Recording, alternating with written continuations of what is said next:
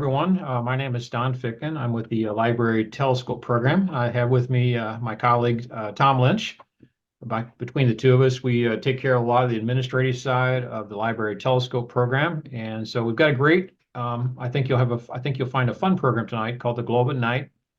It's a citizen science program to measure sky brightness. And so if you're not familiar with the Library Telescope, before I get into and actually start the Globe at Night program, because I will be the presenter tonight, I'd like to just kind of update you a little bit about what the Library Telescope program is all about. It's been around since 2008. A really cool concept. It's created by the New Hampshire Astronomical Society. Basically, you put a telescope into a library and patrons can check it out like a book. I mean, what a great idea. The program has taken off. There's over 1,000 libraries, not just telescopes, but library branches in the country, and in fact, up to six countries where you can actually do this. And many of them also add binoculars. If you go to our librarytelescope.org website, you'll see a world map. And let's say that you're in Canada, you can get onto a province and drill down to that province and find out the locations of libraries that we know we're at least aware of. And that's the same with the US and in Europe as well. So it's really a great program, and that map will help you get started. And of course, if your library is not in the program, we encourage you to have them visit our website and learn a little bit more about it. So we have a Facebook page. Our fabulous Tom Lynch is getting this thing up to 6,600 plus followers. What the heck's this guy doing every day? It's amazing. He's got a lot of fun stuff on there. And our Library Telescope .org website has a world map, as I've mentioned, but also has lots of resources about how to start the programs. We have, for example, monthly maps of the stars and kind of cool things to see. So it's a lot of really great resources. And our overall goal is very simple. We're a bunch of volunteers. We're trying to grow the program and simply share best practices. So everything we're doing here is all a bunch of volunteer work. As an example, right now on our front page, we have the April night sky. It's a little star map that's prepared by one of our friends from the Astronomical League. He's got a couple other things, by the way, it's in Spanish as well. So I believe that's also posted on Facebook as well. So it's a really simplified chart that'll really help you get the highlights and kind of get you started with sky. John Goss does a really good job of putting this together. So we appreciate him sharing that with us. So tonight we have this Globe at Night program. We'll get started in just a moment. Last month we had a program on the April solar eclipse. Hopefully some of you got to see that. And next month we're going to do a program called the Library Top 10 Questions. So I've been involved with the Library Telescope program for quite a while. There's so many questions that librarians have about how to get started. And I'm going to make a list of what I consider the top 10 questions that I hear, and we'll simply talk them out and, of course, give you a chance to ask any questions you might have. Okay, so we are going to be taking questions at the end. We are streaming this on Facebook right now, and we also have some folks here on Zoom, some of our club members, our group members rather. And so we will be taking questions at the end. And what I'm going to do is stop share, and I'm going to bring up my next presentation, which is really the Globe at Night thing, and we'll move on to our regular program. So this is going to be a fairly short program tonight. Basically, we usually do about 30 minutes or so. And let me get to that page there.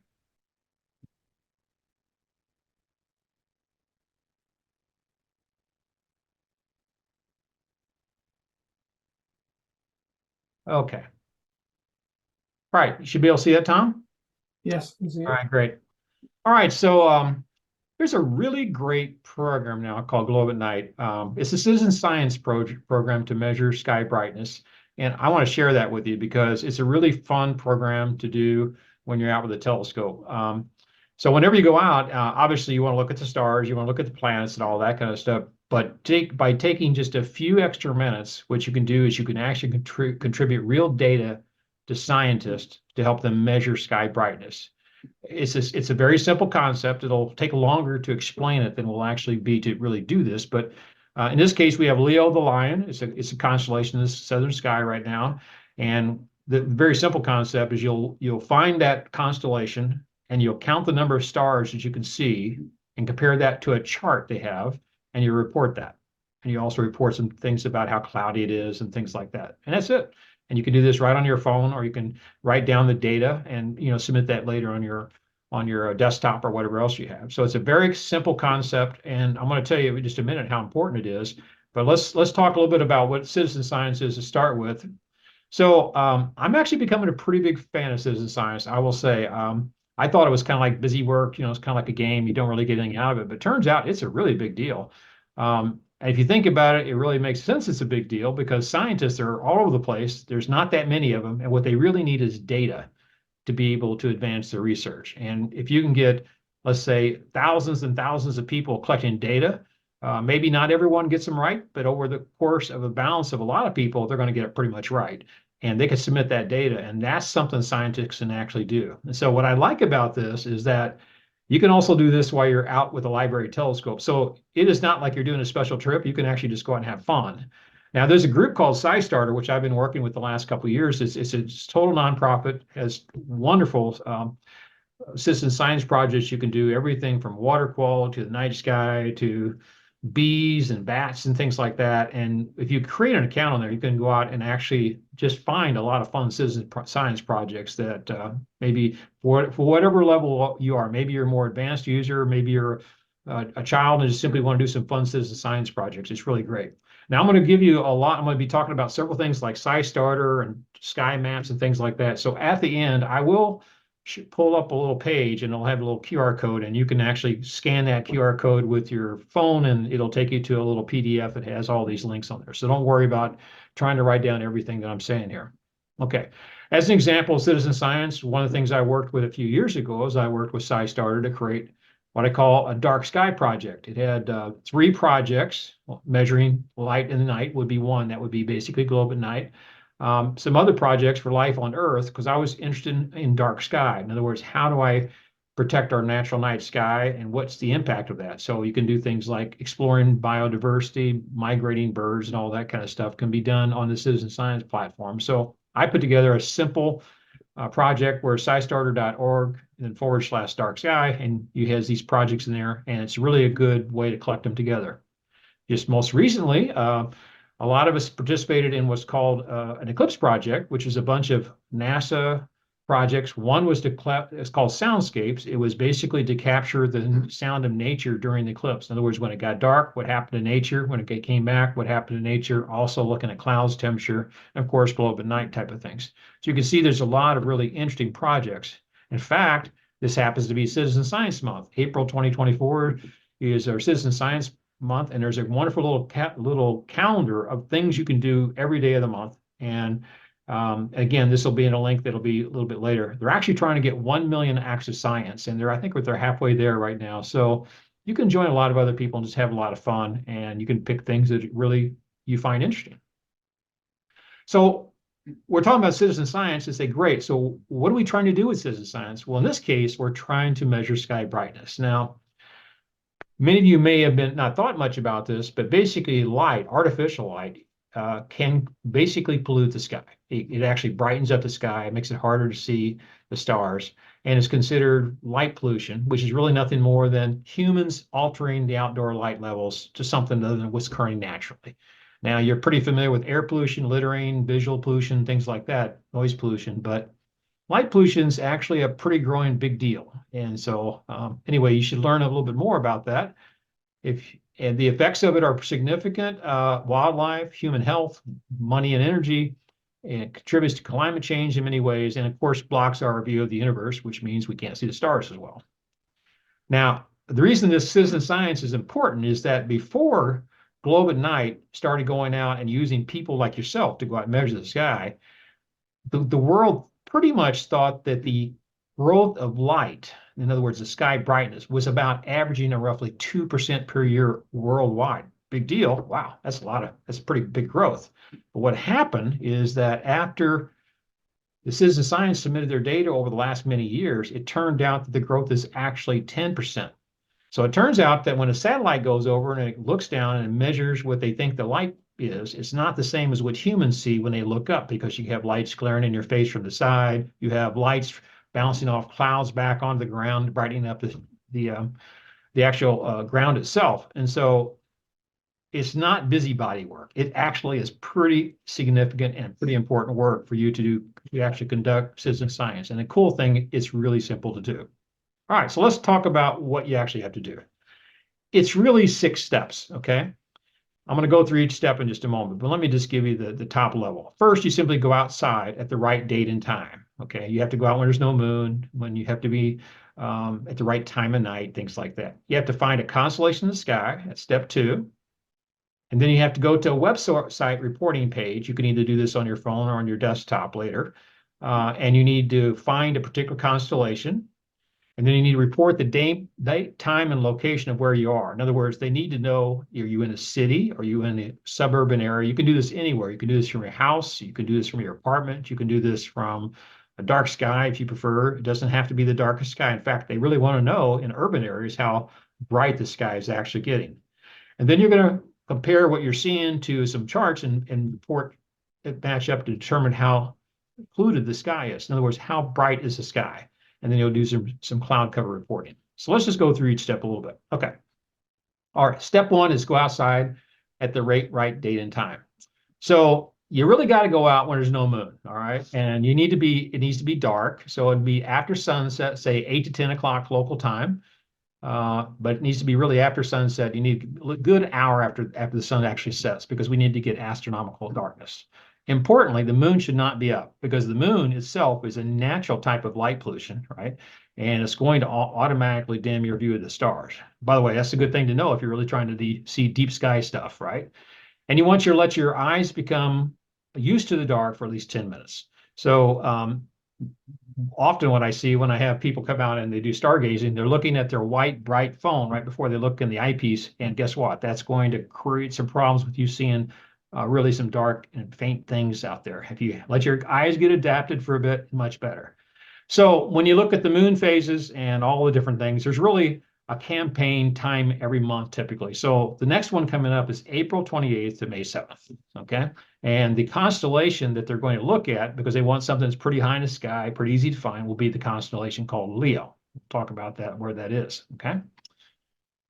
If you missed the 28th of April through May 7th, there's another one through 28th of May through June 6th. And again, if you go back and look at the moon phases, you'll see why. Now, if you're in the south, the southern constellations, you'll see obviously different constellations because you're not going to be able to see the stuff we see in the north. And so you would pick those. So these are all explained, by the way, at the Globe at Night website. All right, so step two is you need to find where that constellation is in the sky, where it is in the sky, okay? Now, you can go the old paper guides. I find that's pretty straightforward for me, but I'm a little more experienced at this. There's a lot of paper guides on librarytelescope.org, skymaps.com, but what most people do, they simply get their little phone out. They have an app, and when they turn on the app and they point their phone in a particular direction, it'll show them the stars are seeing that direction. It'll probably even highlight the constellation. Skyview Light's a pretty good one. Stellarium is another one. I could give you recommendations, but the truth is there's so many of them out there. There's Google charts that'll come up. Lots of really great choices. Most of them will do a pretty good job. Some you could pay a couple dollars for, some and many are just free. So you have to find the constellation in the sky. That would be step two. All right, so in this case, if we were to look on April 28th, we'd be looking pretty much south, and you're going to see it between Arcturus and Sirius. You can see the constellation Leo, and this is a stellarium screenshot, but you can see it's called Leo the Lion, so it's kind of fun. And I always I don't know why, I think that the trace looks like a mouse for some reason. But anyway, I guess these guys had a lot of time to think about what constellation might really be, so they decided Lion, which is great. Once you see Leo the Lion, it's one of those things that you'll kind of remember it after that because it's pretty clear if you get enough stars to actually see it. All right, so step three is you need to go to either an app on your phone or to a desktop later, and you need to be able to enter the measurements. And you can make sure, by the way, if you're doing this outside at night, that you put yourself a nighttime version, which really means that it's going to be red instead of white. We don't want to mess up your night vision, okay? So if you're doing this on desktop or whatever, just go to Globe at Night, look it up, and you'll either pull up the app or the website, and you could pull this up. And so here's kind of what it's going to look like. If you're doing the desktop version, you're going to see a website that looks something like what I've got. I've only got the top half of it here, but you're going to go to, there's the Globe at Night, and then you're going to go to this little tab, And that's what you're going to click on to really start the reporting of the process. Now, if it turns out that you're on a mobile phone, it's even better because as soon as you pull up the website, hit the little tab for report, it's going to bring up a little page and it's probably got the ability to know where you are, what time it is, and everything. It can populate stuff automatically for you, which is really, really makes it easy to do. Okay, so we got to the globe at night. We've been outside doing a few things so far. So the next really steps 4, 5, and 6 are really nothing more than reporting through this desktop or through an app of some data. Okay. So if you have again the app on the phone and you've got GPS and all that, it'll automatically fill in the date, time, and location. What I mean by location is your latitude and longitude automatically. If not, you can put in your street address, and you need to remember where you are, obviously, if you want to go back later to do this on the website. But it's pretty straightforward, and make sure you get your country and all that. Make sure that it knows where you are, because it doesn't help them if you give them sky brightness and they don't really know where you actually took the measurement. So step 4 is simply get your date, time, and location in. And in the desktop version, you can see it right here on the left-hand side. I could actually pull up a little wizard and I can pull up the observation date and get the time, put it in there. And then I can actually use a map to find it. So if I don't know exactly where I was, but you can also put your latitude, longitude in there and so forth. And that'll take care of that. Once again, the mobile version will put it all in there for you. So it's really about as easy as it gets for that. All right, then you have to do what's called report sky brightness. This is kind of the fun part. It's kind of really crazy at some point, but we're simply going to look at what you see in the sky, and we're going to compare that to a chart of what you're supposed to see. Now, sometimes you don't see many stars, and sometimes you'll see a lot of stars. If you're in the city, especially around a lot of light pollution, you might even see only 2 stars, and maybe not even quite that. But let's see how this might see here, rather how it might work. So this is working off the desktop version. And by the way, some people, step 3 up there, which I'm not really going to talk too much about, you can actually have an actual sky meter that you hold in your hand and hold it up and take a couple readings, and you can put that sky quality meter in there as well to match what you're actually seeing in the sky. So astronomers tend to think of stars in terms of magnitude of brightness. A magnitude 0 is terrible. It's like you don't see anything. In this case, mag 0, which I'm circling, I would be putting my cursor on that particular red area right there, and it would show me this chart. I got 2 stars. I have Arcturus and Sirius. Not good, okay? Maybe I'm a little bit better, so now I'm looking at mag 1, and well, there's a couple more stars. I'm seeing a few stars above that, Betelgeuse and a few things like that. Still pretty bad, okay, but I'm kind of matching those up. So, okay, well, let me see if I can get the next one. The next one I'm starting to see, okay, I'm seeing a few more stars. Now, if you're getting in a bright city, you may not even see this many stars, so you're probably toast at this point. But at this point, you might be just a little bit, maybe you're behind a tree and you could able to see some stars a little bit better. I think I could see more than that. So then you go to the next chart. There's a mag 3. I'm starting to see a few more stars. That's probably getting into the suburbans area, maybe a little bit better darkness. And 4 means you're starting to see it. Now we're zeroing in, by the way. It's actually this chart zeroed in a little bit better on the constellation because now they're expecting to see a little bit more stars, so they're giving you that. And I'm overlaying right there this little Leo. It might be hard to see this. You see, when you look at these charts, they never look as good as the real life, but you can see there that I'm basically lining up the actual Leo, the constellation, with the actual chart. See how I'm doing that? You can see Regulus there on the bottom right, and then Denobula, how do you ever pronounce that? You can see that, but you can see that we're really getting this a little bit. But anyway, that's Mag 4. And if you're a little bit darker skies, you might see a little bit more and a little bit more, and maybe even more, probably the really darkest skies. But let's just say, for discussion's sake, that we say Mag 4 is about what I get to see. You're not really in the city, but you're not really in the country where it's really dark. So we're going to say that's it. All right. So then you would click the Mag 4 button below. It says that's the one matches best to what I'm seeing. That's the faintest stars that I can see there. That matches the best. Okay, got it. And then you have to say, well, is it clear outside cloudy wise, or is it a quarter of the sky is cloudy, or is it half the sky is cloudy? Oh, so what is going on there? Is it more than half the sky? Because that's going to make a difference. If you have a lot of clouds, or if it's hazy or whatever else, that's going to obscure your ability to see the stars, right? So you would pick the chart that best matches what you think and then describe a little bit about what you're seeing. Maybe it's a little hazy out. I'm seeing a lot of sky glow. By the way, there's a really bright light just off in the distance that's really stopping me from seeing a few things. And so you'd want to let them know a few of those things. So the scientists are going to be looking at this and they're going to try to understand exactly what you're experiencing and why, right? Now, if you happen to be a SciStarter person, in other words, if you create an account on SciStarter, uh, then you can build up a lot of credits over time by just doing citizen science projects. You can put your email from the account that you're using, you put that down below there, and it'll record it back to SciStarter and say, yeah, you participated in Globe at Night. And that's a really good way to just to stay up with lots of citizen science types of things. We get all done with this, you submit the data, and you're done. And if you probably the first time it'll take you a little while to kind of go through and figure this out.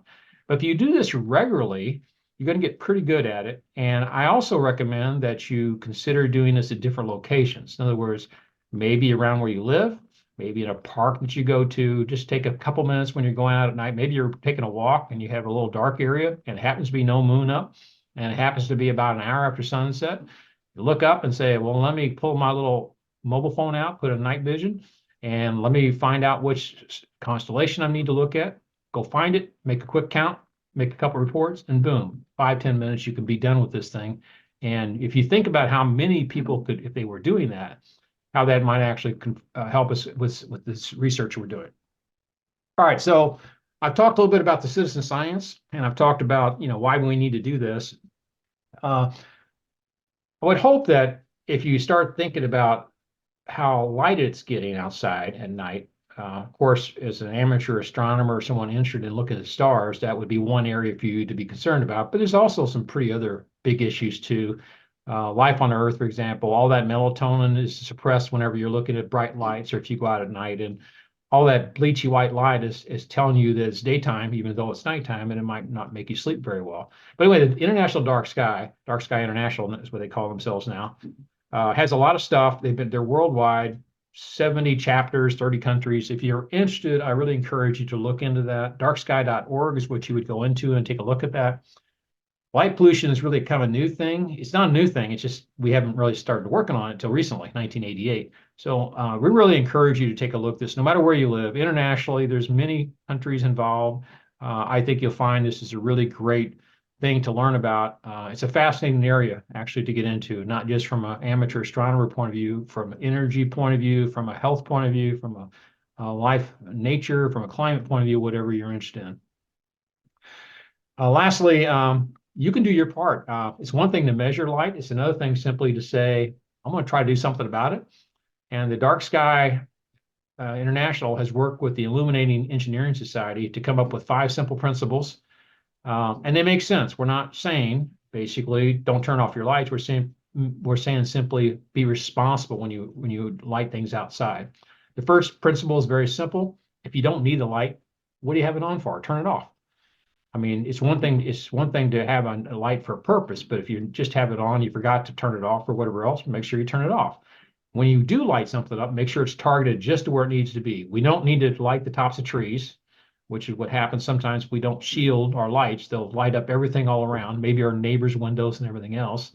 They really don't need to be any brighter than necessary. Sometimes with the new LED lighting, well, LED lighting by is wonderful, but sometimes we get it so bright that it becomes really crazy in terms of the brightness, and you don't always need it to have the way. So if you got the ability to dim it down. And a lot of times people say, well, I want to have lights on because want to feel safe. Well, you can have controlled timers. You can have when motion detector, somebody walks by, it'll come on. You probably notice that more than if you leave it on all the time. And then a big one is probably underthought about is we really need to have the colors of the light more on the warmer color. What I mean by that is more yellowish instead of the bleachy white. Once you get in that really white light, it gets that blue violet, and that tells your body or nature that this is sunlight. and that makes your body not respond very well. All right, so and to say this is that a lot of times I think people are just doing lighting and they don't think about what's going on with their neighbors, and it might be shining into their windows. And so good lighting makes for good neighbors. Why not? So if this, I'm going to leave this up here for a second. If you can go to librarytelescope.org/globe at night, and it'll bring up a PDF, or you can just hit that QR code, hold your phone up and hit that QR code, and that'll also give you a PDF of what's going on. And so with that, what I'd like to do is let's see if we got any questions out there. If you've got some questions here on Zoom, just go ahead and drop them into the chat area. And for those of you that are on Facebook, just go ahead and put any questions in there. And Tom and I will take a look, and Tom's going to be watching some of that.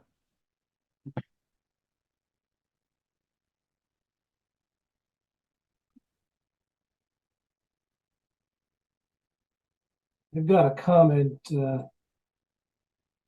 more a complaint, actually. Every time the person goes out to look at the sky, it gets cloudy, which I feel your pain.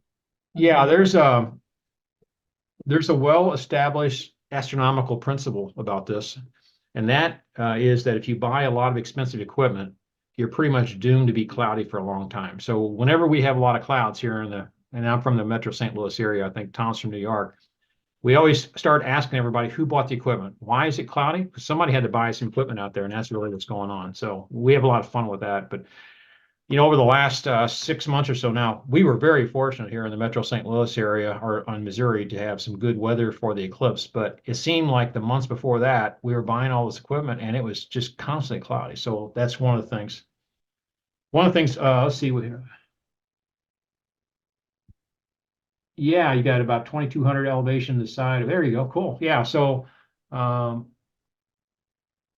yeah, that's good. If you can get some dark skies, obviously there's a lot of things to consider when you're looking for, even in the urban areas.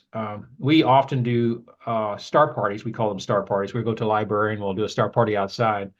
Of course, we really can't always have them turn their lights off. We'd love to, but they're not always set up to do that very well. But what we can do sometimes is simply go behind a tree or behind something that blocks all the parking lot lights.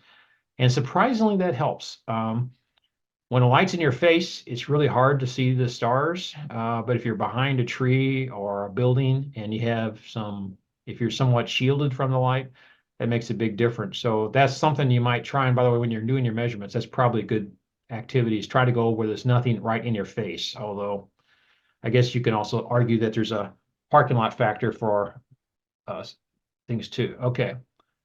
Since I have cataracts, is that going to have an adverse effect on my report? It might have. I think the thing with citizen science is that I've actually been involved with this before. And let's say there's somebody reporting.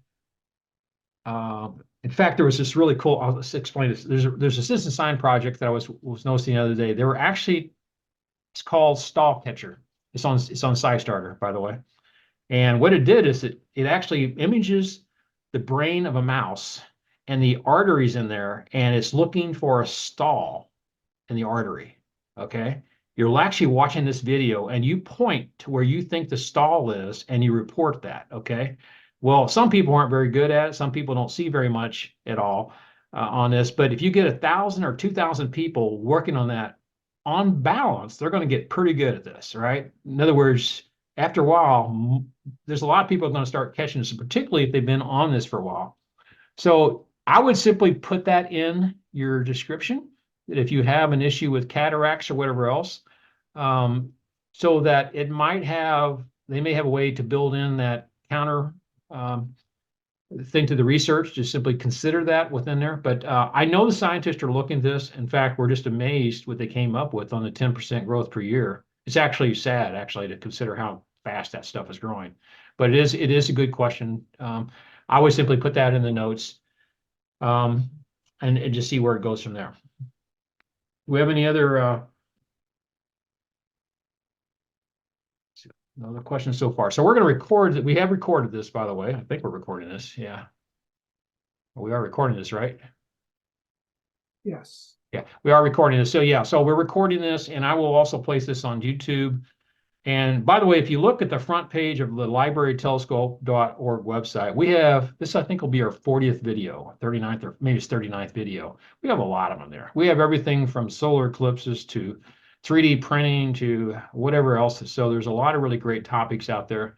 So I suggest that you take a look at this. But I think you'll find, because it's almost like finding a bunch of games to play. You can go out and look at those citizen science projects. And I've been doing some where I'm recording sound, and I'm also a master naturalist. So I'm recording sound, and I'm trying to identify bats when they're coming out, the echolocation of bats, and when peepers come out, the frogs, if you will, and different kinds of things. And I know some of the people are into water quality. Some people are trying to look at through the telescope and take a picture. And there's scientists that actually can take the picture and figure out what the light pollution is from that. There's a lot of fun stuff out there if you go on to citizen science. So I encourage you to take advantage of that. All right, we're going to wrap up here. I appreciate your attention tonight. And there are no other questions. Tom, do you have anything you want to add before we wrap up here from what you're seeing, or any thoughts that you have? Well, you mentioned before that I live outside of New York, so it's like the worst possible place in the world probably to do stargazing. So I can go to like a beach, which is considerably better than where I live, but not a lot better. I mean, nothing like what people get in dark skies. So I've never really thought about doing this, but I see how easy it is. I'm going to give it a try. It seems pretty simple. Yeah, especially if you have a mobile phone with GPS and you can get to a web, like just normal web kind of thing. It is easy peasy. I mean, you could pull this thing up and just click a couple buttons. And the good thing is it really helps you kind of like, where's that constellation? You have to find it anyway. You need to start learning how the sky works. This is a good excuse to go find a really bright constellation and just count the number of stars. And we'll see where it goes. But we're going to go ahead and stop the program here. Thank you so much for joining, and we appreciate your attention tonight. We will get this recorded and get this posted to our website and also to our YouTube page. And of course, it'll be on Facebook. So thank you, everyone, for a great evening. Tom, thanks for helping out as always. You do a great job, such a great job on the Facebook. And make sure you go visit his Facebook page. He comes up with some great comics and things like that that really are fun and interesting. So enjoy the evening and good night. Okay, good night.